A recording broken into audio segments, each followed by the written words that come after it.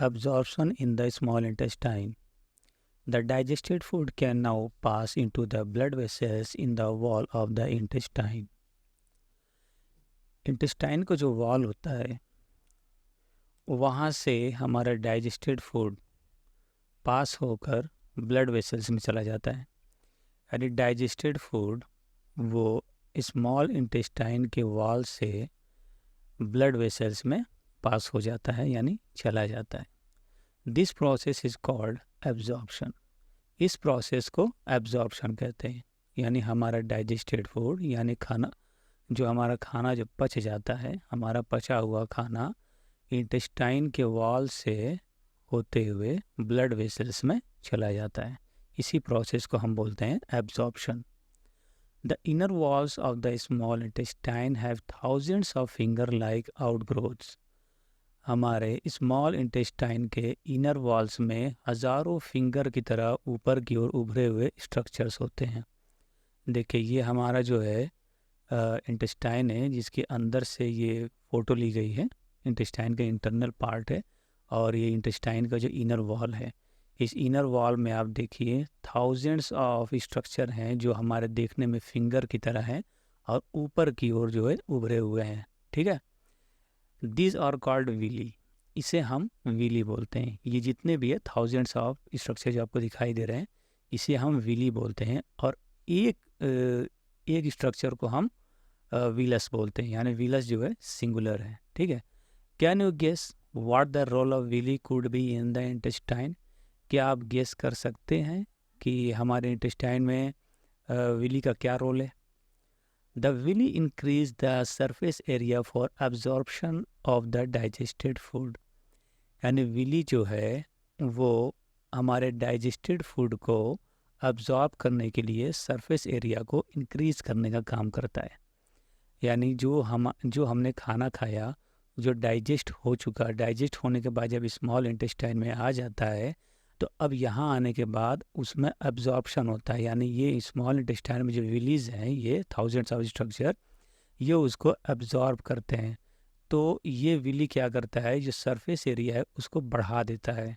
ठीक है, जिससे कि हमारे जो फूड में सब्सटेंसेस है वो आसानी से एब्जॉर्ब हो सकें। तो the villi increase the surface area for absorption of the digested food. यानी डाइजेस्टेड फूड के एब्जॉर्प्शन के लिए विली सरफेस एरिया को इंक्रीज कर देता है। अगर एक विली हो तो वो कैसे सरफेस एरिया को इतना इंक्रीज करेगा? तो बहुत सारे विलीज हैं। ठीक है, बहुत सारे विली हैं। अगर एक विलस है तो वो नहीं कर सकता। तो एक विली जो बहुत सारे थाउजेंड्स है, तो ये सब मिल करके सरफेस एरिया को इंक्रीज कर देते हैं, जहाँ पर हमारा जो डाइजेस्टेड फूड है वो आसानी से अब्जॉर्ब हो जाता है। ठीक, each villus has a network of thin and small blood vessels close to its surface. हर एक विलस के जो है बहुत सारे, मतलब थाउजेंड्स में जो है वो स्मॉल ब्लड वेसल्स यानी छोटे छोटे ब्लड वेसल्स के नेटवर्क होते हैं। ठीक है ना, छोटे छोटे ब्लड वेसल्स जिसमें से ब्लड सप्लाई होता है। जैसे एक पाइप होता है, उसमें से वाटर सप्लाई होता है, ऑयल सप्लाई होता है, गैस सप्लाई होता है। उसी तरह से हमारे बॉडी में छोटे छोटे वेसल्स हैं, वेन्स है, जिसमें से ब्लड सप्लाई होता है। तो उसी तरह छोटे छोटे और थिन स्मॉल ब्लड वेसल्स हैं जो हर एक विलस के पास स्मॉल ब्लड वेसल्स हैं जो थाउजेंड्स ऑफ नंबर में होते हैं, बहुत सारे होते हैं। पूरा उनका जो नेटवर्क होता है जो सरफेस के बिल्कुल क्लोज होते हैं। ठीक है, the surface of the villi absorbs the digested food materials. The surface of the villi absorbs the digested food material. यानी विली का जो सरफेस है वो डाइजेस्टेड फूड मटेरियल को एब्जॉर्ब करता है। ठीक, the absorbed substances are transported by the blood vessels to different organs of the body. जो एब्जॉर्ब मटेरियल्स होते हैं, सब्सटेंसेस होते हैं, जो हमारा फूड एब्जॉर्ब हो चुका होता है, तो वो ब्लड वेसल्स के थ्रू बॉडी के अलग अलग ऑर्गन्स में ट्रांसपोर्ट हो जाते हैं।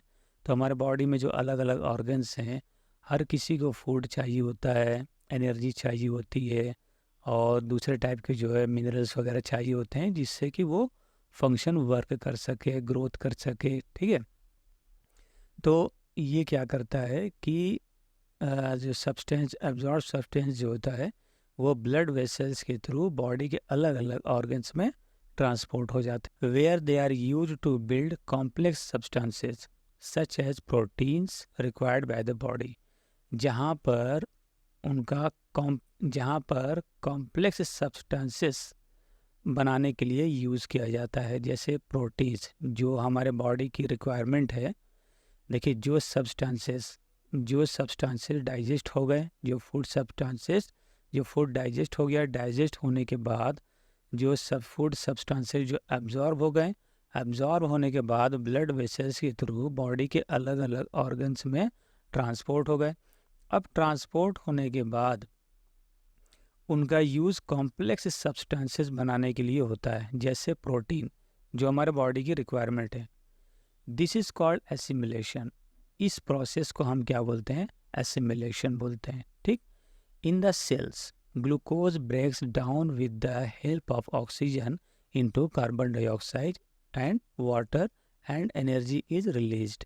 अच्छा, सेल्स में, हमारे सेल्स में जो ग्लूकोज होता है वो ऑक्सीजन की मदद से कार्बन डाइऑक्साइड और वाटर में ब्रेक डाउन कर लिया जाता है, यानी ब्रेक कर तोड़ लिया जाता है, एंड एनर्जी इज रिलीज्ड, और एनर्जी रिलीज हो जाती है।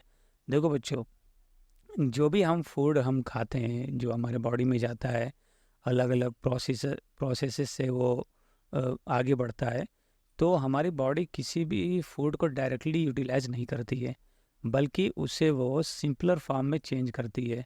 जैसे कार्बोहाइड्रेट है, कार्बोहाइड्रेट को हमारी बॉडी डायरेक्ट यूज़ नहीं करती, बल्कि उसको शुगर और ग्लूकोज में ब्रेक डाउन करती है, यानी उसको सिंपलर फॉर्म में करके तब उसका यूटिलाइज करती है।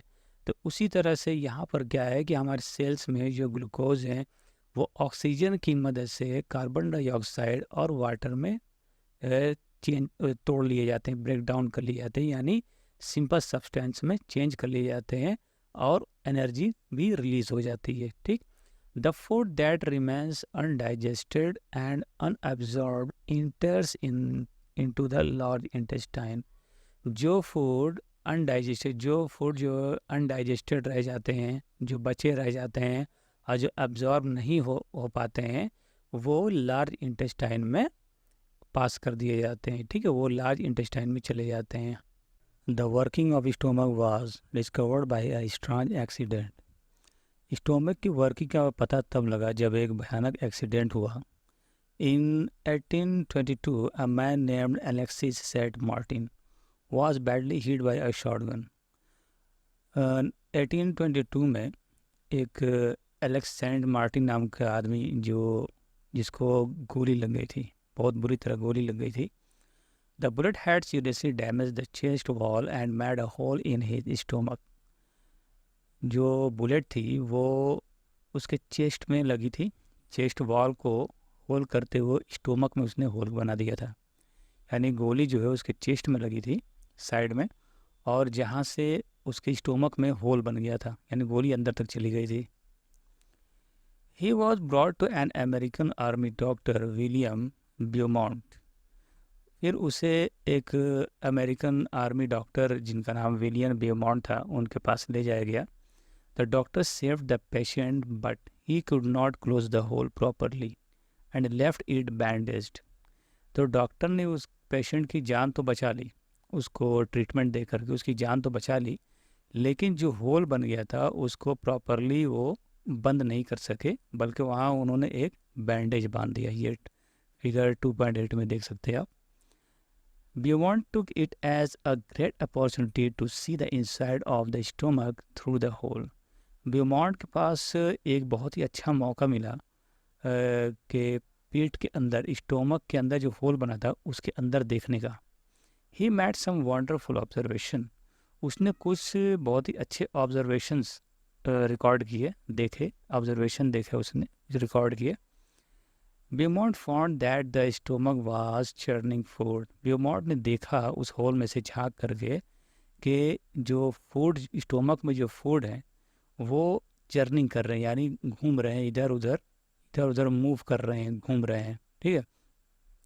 It's wall secrets a fluid which could digest the food.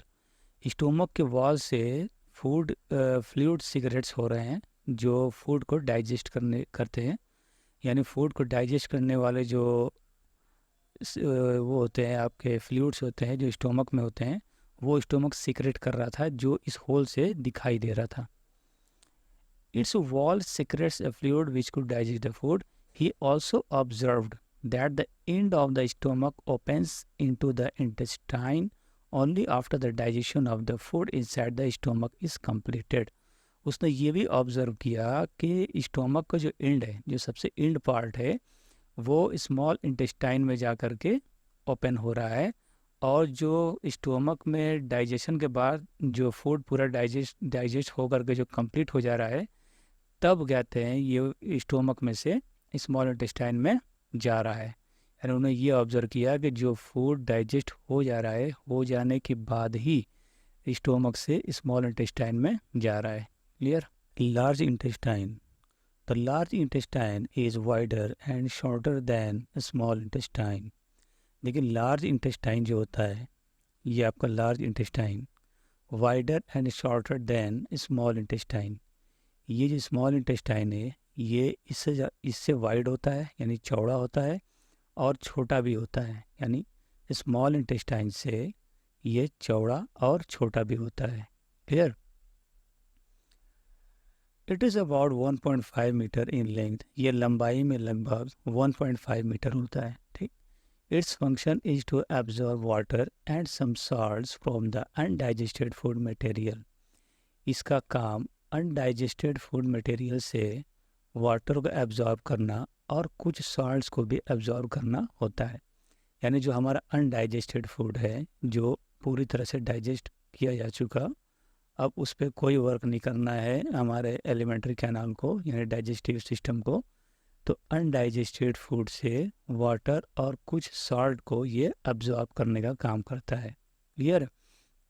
जैसे इसमें आप देखें, ये लार्ज इंटेस्टाइन, इस फंक्शन यहाँ भी देख सकते हैं आप इस फिगर में, ये आपका लार्ज इंटेस्टाइन है जो आपके ये स्मॉल इंटेस्टाइन से लेंथ में छोटा है। आपका स्मॉल इंटेस्टाइन जो है ये लगभग 7.5 मीटर लॉन्ग होता है। ठीक है, और ये आपका जो है 1.5 मीटर अप्रॉक्सीमेट होता है। ठीक है, और ये स्मॉल इंटेस्टाइन से वाइड होता है, चौड़ा होता है। ठीक, तो अब नेक्स्ट क्या है कि the remaining waste passes into the rectum and remains there as semi solid pieces. अच्छा, अब जो रिमेनिंग वेस्ट है, जो उसमें वेस्ट जो अनडाइजेस्टेड जो वेस्ट मटेरियल्स है, वो रेक्टम में पास हो जाता है। ठीक है, और वहाँ पे वो सेमी सॉलिड फॉर्म में रहता है, जिसको हम फेसेस बोलते हैं। सेमी सॉलिड फॉर्म यानी कि वो ना तो लिक्विड होता है और और ना ही सॉलिड होता है, बल्कि एक पेस्ट के फॉर्म में होता है। ये देखिए यहाँ पर, ये लार्ज इंटेस्टाइन से अनडाइजेस्टेड फूड पास होकर के ये आपका रेक्टम में आ जाता है। ठीक है, जहाँ पे वो सेमी सॉलिड फॉर्म में रहता है। क्लियर है? The faecal matter is remove through the anus from time to time. अच्छा, जो अनडाइजेस्टेड फूड है, जो वेस्ट मटेरियल है, वो टाइम टू टाइम एनस के थ्रू बाहर आते रहते हैं। ठीक है, जैसे आपका ये फिगर है आपका, इसमें ये एनस के थ्रू टाइम टू टाइम ये बाहर आते रहते हैं। क्लियर?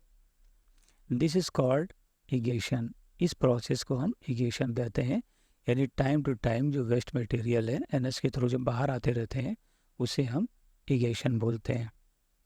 डाइजेशन इन ग्रास ईटिंग एनिमल्स, यानी घास खाने वाले एनिमल्स में डाइजेशन कैसे होता है, उसके बारे में हम 2.3 में देखेंगे। Have you observed cows, buffaloes and other grass eating animals chewing continuously even when they are not eating? क्या आपने कभी ये ऑब्ज़र्व किया है कि काऊ, गाय, भैंस या दूसरे हर्बीवोर्स एनिमल, यानी घास पत्ते खाने वाले एनिमल्स, वो कंटिन्यू मुंह चलाते रहते हैं, यानी चबाते रहते हैं, च्युइंग करते रहते हैं, जबकि वो उस टाइम वो कुछ खा भी नहीं रहे होते हैं, यानी उस टाइम वो घास पत्ते भी नहीं खा रहे होते हैं, फिर भी वो कंटिन्यू जो अपना मुंह चलाते रहते हैं, यानी ऐसा लगता है कुछ चबा रहे हैं। Actually, they quickly swallow the grass and store it in a part of the stomach called rumen. Actually ये जल्दी जल्दी ग्रास या पत्ते को निगल लेते हैं, खाते हैं और उसे स्टोमक के एक पार्ट जिसको रिमन बोलते हैं वहाँ पर उसे वो स्टोर कर देते हैं। ये देखिए, यह इसका ये एक गाय है, काऊ, ठीक है। ये इसका स्टोमक है। ये स्टोमक का ही एक पार्ट होता है, इसे बोलते हैं रिमन, जिसको आप प्राइमरी स्टोमक भी बोलते हैं, ठीक है। तो ये जल्दी जल्दी ग्रास को खा लेते हैं, पत्तों को खा लेते हैं और उसे इस रूमेन में स्टोर कर देते हैं। ये बैग की तरह है, इसमें स्टोर कर देते हैं और फिर वो बिल्कुल आराम से बैठ करके अपना मुंह चलाते रहते हैं, यानी च्युइंग करते रहते हैं, यानी उस स्टोर की हुए फूड को ये वापस अपने एसोफेगस से अपने मुंह में निकालते हैं और फिर उसको कार्टिवली चबाते हैं, ठीक है। और फिर छोटे छोटे पीस में बिल्कुल करके पेस्ट फॉर्म में फिर उसको दोबारा सॉलो करते हैं, ठीक है, जिसे हम जुगाली करना भी बोलते हैं। Here the food gets partially digested and is called curd. ये जो है एनिमल के जो रुमेन है, यहाँ पर फूड पार्शियली डाइजेस्टेड होता है, डाइजेस्ट होता है, यानी आधा ही डाइजेस्ट होता है और जिस फॉर्म में वो रहता है यानी पार्शियली डाइजेस्ट होता है और जिसे हम बोलते हैं कर्ड, ठीक है। यानी र्यूमन में जो एनिमल जो ग्रास और पत्ते जो भी खाते हैं जल्दी जल्दी, तो वो उसे स्टोर करते हैं। कहाँ स्टोर करते हैं? र्यूमन में, जिसे आप प्राइमरी एब्डोमेन भी बोलते हैं, ठीक है। यहाँ पर ये स्टोर करते हैं। तो ये जब स्टोर होता है तो ये पार्शियली डाइजेस्टेड हो जाता है, पार्शियली डाइजेस्ट होता है यानी आधा डाइजेस्ट हो जाता है, उसे हम कर्ड बोलते हैं। Clear? But later the curd returns to the mouth small lumps and the animal chews it. अच्छा, बाद में वही कर्ड छोटे छोटे लम्प्स में एनिमल के मुंह में आते हैं, इसे एनिमल चबाता है। यानी जो कर्ड है, जो एनिमल के जो एनिमल ने जो चबाया है, जो कर्ड, वो कर्ड मुंह में आते हैं और बाद में एनिमल उसे चबाता रहता है, ठीक है। This process is called rumination. इस प्रोसेस को रिमिनेशन कहते हैं। यानी एनिमल जो है, ये आपकी गाय, जैसे गाय ने घास खाया और उसे रूमेन में स्टोर कर दिया, जो पार्शियली डाइजेस्ट होते हैं, और फिर उसे दोबारा अपने मुंह में रिटर्न करती है और फिर उसे चबाती है, फिर चबा करके दोबारा उसे अपने स्टोमक में, यानी फिर वो दोबारा वो पेट में चला जाता है, रूमेन में नहीं जाता है, वो सीधे उसके पेट में चला जाता है, ठीक है। ये स्टोमक इसका उस पेट में चला जाता है। तो इस प्रोसेस को हम बोलते हैं रिमिनेशन, और रिमिनेशन परफॉर्म करने वाले एनिमल्स को हम बोलते हैं ruminants, and these animals are called ruminants. The grass is rich in cellulose, a type of carbohydrates. Grass में जो है सेलुलोज पाया जाता है बहुत ज़्यादा। ये एक तरह का कार्बोहाइड्रेट होता है, ठीक है। जिस तरह शुगर एक तरह का कार्बोहाइड्रेट है, उसी तरह से ग्रास में पाए जाने वाले सेलुलोज भी है एक तरह का कार्बोहाइड्रेट है। In ruminants like cattle, deer, bacteria present in rumen helps in digestion of cellulose.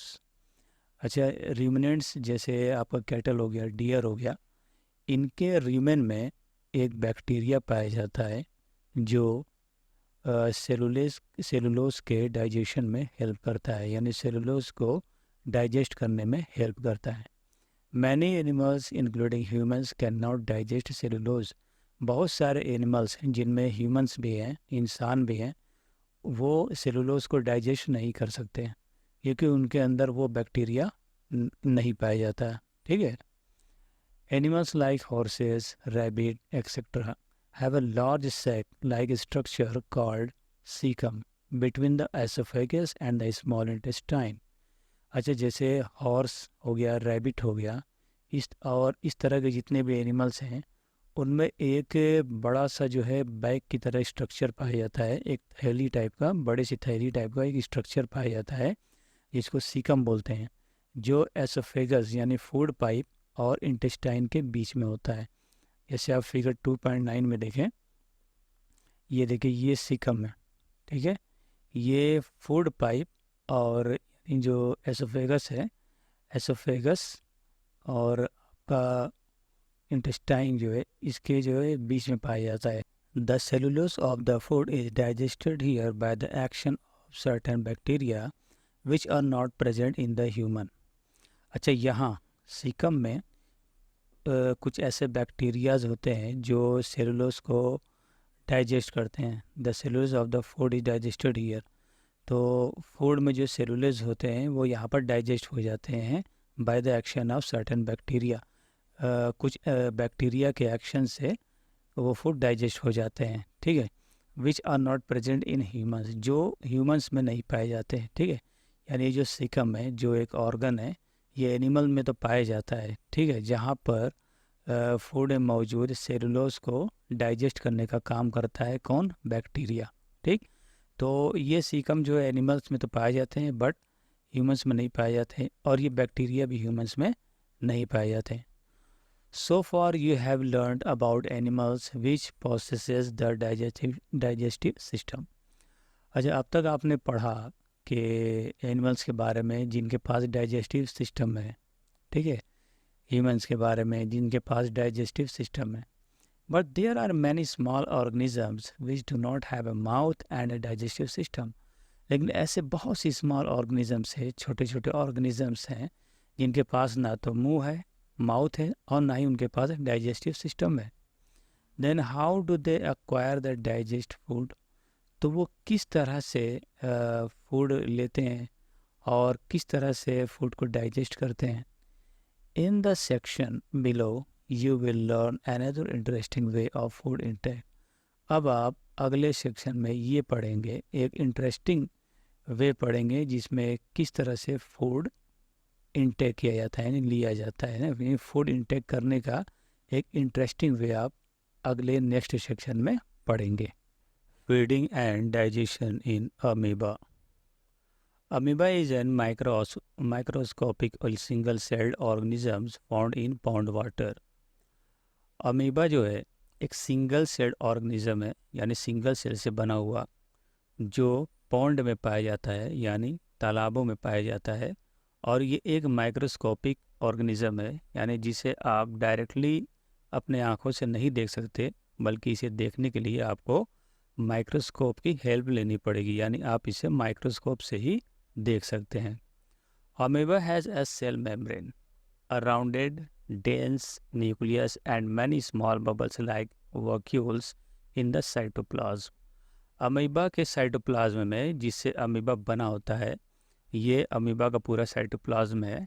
तो इसके साइटोप्लाज्म में सेल मेम्ब्रेन होते हैं, ये सब पूरे सेल मेम्ब्रेन है, यानी सेल की थिन लेयर होती है, ठीक है, जिसे हम सेल मेम्ब्रेन बोलते हैं।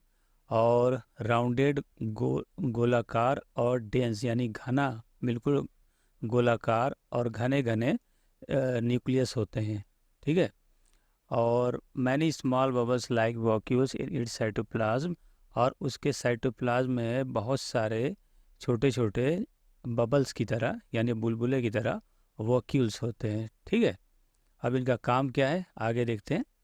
अब फिगर 2.10 में देखें, ये अमीबा है, जहाँ से ये देखिए ये अमीबा, ठीक है। Amoeba constantly changes its shape and position.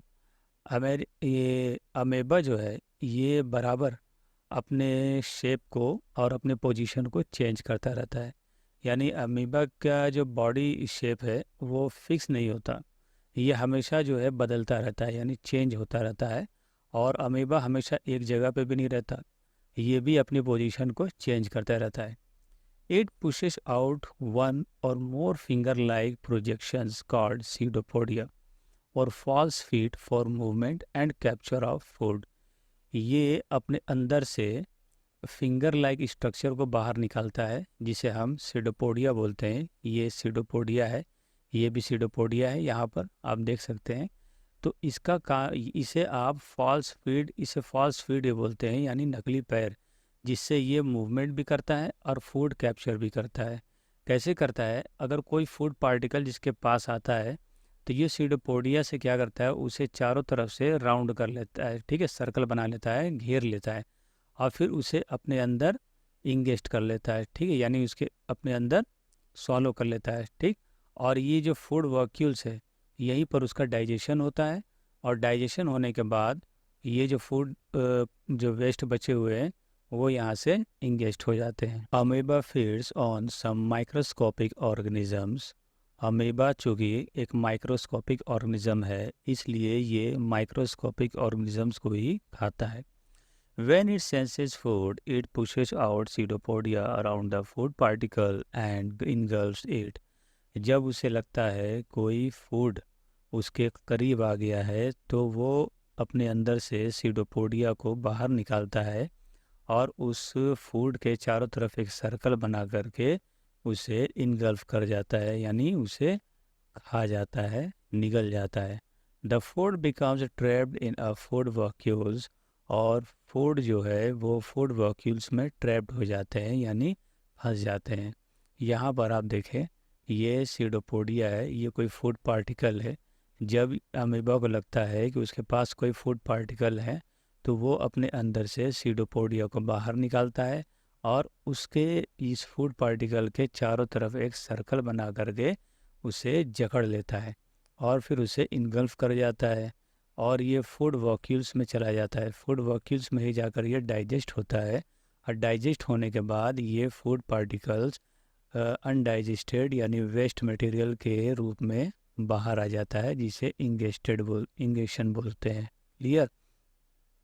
यहाँ पर आप देख सकते हैं इस फिगर में, ये फूड है, ठीक है, फूड पार्टिकल कोई माइक्रो ऑर्गेनिज्म है। तो अमीबा ने इसको अपने सीडोपोड से इसको चारों तरफ से सर्कल कर लिया। सर्कल करने के बाद इसे इनगल्फ कर लिया, ठीक है। यहाँ पे इंगेशन हो रहा है और ये डाइजेशन, ठीक है। अब ये एब्जॉर्प्शन के बाद एसिमिलेशन, और फिर उसके बाद इंगेशन, यानी वो उसे फिर इंगेस्ट कर देता है, यानी अपने बॉडी से बाहर निकाल देता है। Digestive juices are secreted into the food vacuoles. Digestive juices जो हैं वो फूड वॉक्यूल्स में सिक्रेट होते हैं। फूड वॉक्यूल्स जो आपका ये दिखाई दे रहा है, ये फूड वॉक्यूल्स, इसी में डाइजेस्टिव जूसेस भी सिक्रेट होते हैं, जिससे अमीबा जिस फूड को ट्रैप करके इनगल्फ करता है, उस फूड को डाइजेस्ट करने में हेल्प करते हैं डाइजेस्टिव जूसेस, जो आपके वैक्यूल्स में पाया जाता है, यानी फूड वैक्यूल्स में पाया जाता है। जिस तरह से हमारे अंदर फूड जूसेस डाइजेस्टिव जूसेस पाए जाते हैं, जो हमारे अलग अलग डाइजेस्टिव ऑर्गन से रिलीज़ होते रहते हैं, सीक्रेट होते हैं, जिससे हमारा फूड डाइजेस्ट होता है।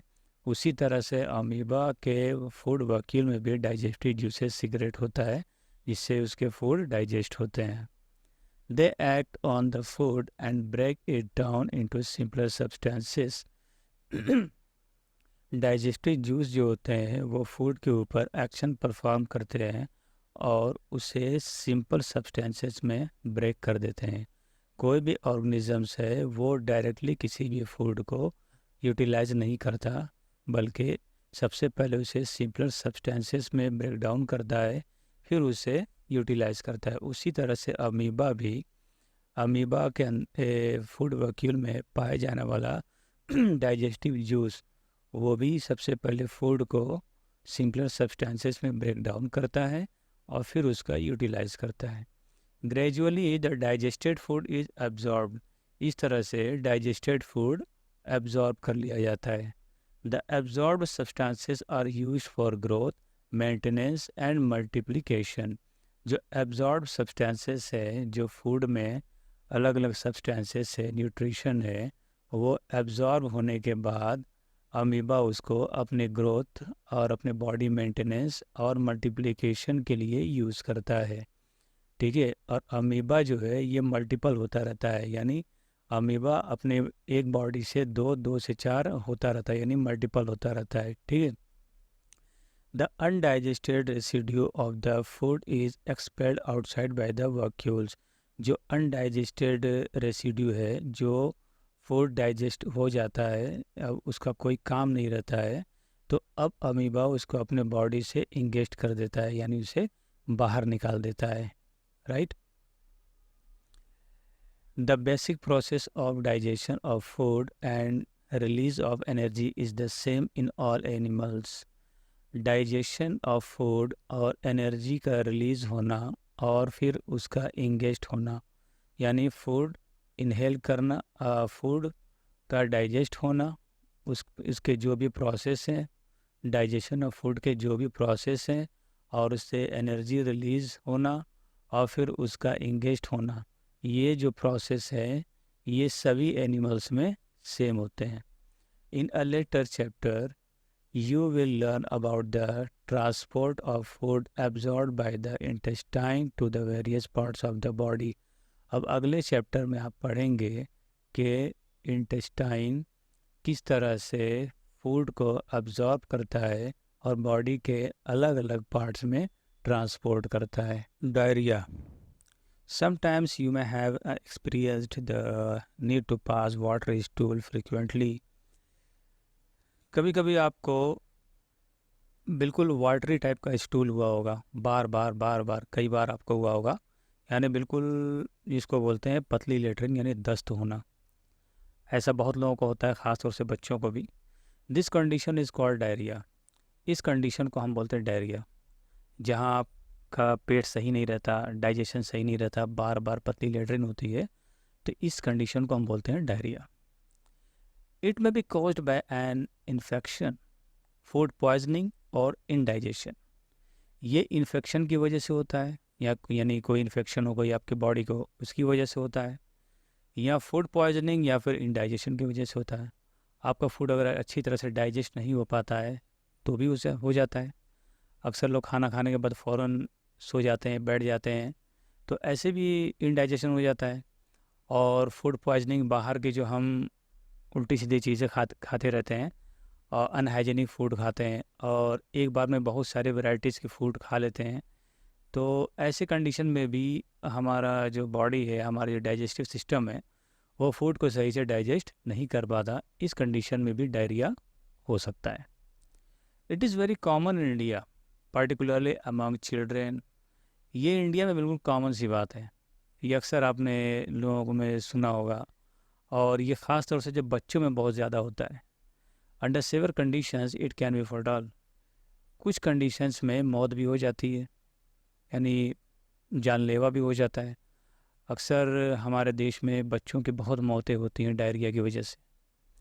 This is because of the excessive loss of water and salts from the body. ये हमारे बॉडी से वाटर और सॉल्ट्स का बहुत ज़्यादा निकल जाना, यानी हमारे बॉडी से वाटर और सॉल्ट्स के बहुत ज़्यादा निकल जाने की वजह से होता है। Diarrhoea should not be neglected. Diarrhoea को कभी भी आप नेगलेक्ट ना करें या नज़रअंदाज ना करें, ये आपके जान के लिए भी ख़तरा बन सकता है, इसलिए इसको कभी भी नज़रअंदाज नहीं करना चाहिए। Even before A doctor it consulted, the patient should be given plenty of boiled and cooled water with a pinch of salt and sugar dissolved in it. भाई डॉक्टर के यहाँ जाने से पहले, डॉक्टर से कंसल्ट करने से पहले आप सबसे पहले क्या करें, अपने घर पे ही कुछ पानी को बॉईल करें, वाटर बॉईल करें, फिर उसे ठंडा कर लें, उसमें थोड़ी सी शुगर मिला लें और थोड़ा सा एक चुटकी नमक डाल दें और उसको अच्छे से डिज़ोल्व करके सॉल्यूशन बना दें और पेशेंट को टाइम टू टाइम देते रहें, ठीक, ताकि उसकी कंडीशन कुछ हद तक सही हो जाए, ताकि उसे आसानी से डॉक्टर के पास ले जा सकें। This is called oral rehydration solution. तो वाटर को बॉयल करके उसको ठंडा करना, फिर उसमें शुगर मिलाना और सॉल्ट मिला करके उसको डिज़ोल्व करके सॉल्यूशन बनाने को हम बोलते हैं ORS। इस सॉल्यूशन को हम बोलते हैं ORS, यानी oral rehydration solution. Medical store पे भी ORS मिलता है, इलेक्ट्रॉल वो भी एक ORS है। तो एंड ऐसी कंडीशन में पेशेंट को फ़ौरन ORS देना चाहिए, जिससे कि उसकी कंडीशन धीरे धीरे सही हो सके।